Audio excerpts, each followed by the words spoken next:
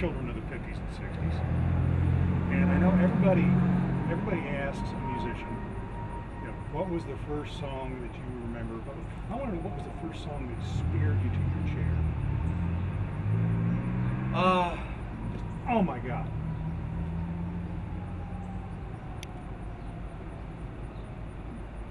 Just as a song, Hound Dog. Mm-hmm. You know,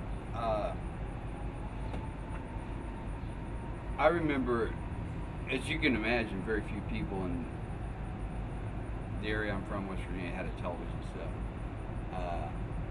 But everybody had a radio. Yep.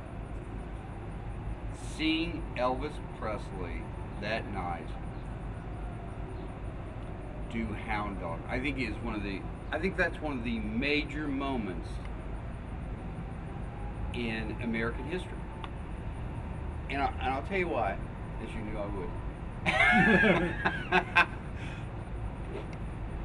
The next morning, for the first time maybe in America,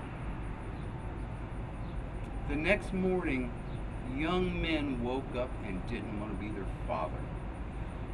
That had never happened before. You know, everybody in history wanted to be their dad. The next morning, nobody wanted to wear their dad's clothes. They didn't want to comb their hair like their dad. They didn't want to act like their father. There was something had really changed. And that was probably a real big deal to me, even more so than the Beatles later on, although the big thing with the Beatles is, wow, you mean I can put a pickup to this thing and girls will dance? You know, that was the big one for me. You know what I remember about the Beatles is you know, of course, we're speaking of Ed Sullivan Show.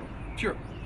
And what remains with me is not how they sounded, or even how they looked, or what they did, although that's all in there. It was the next morning, and all the guys that used to comb their hair back were combing it forward. We all had bangs the next morning. Monday morning, we all wore bangs. Yeah, and it was the same thing as the Elvis thing. Yeah, we were just seeing how pop culture was going to, from then on, change America. And you knew somehow innately this is big. Yeah. You didn't know why it was big or how it was big. You just knew that it was. Right. Sure.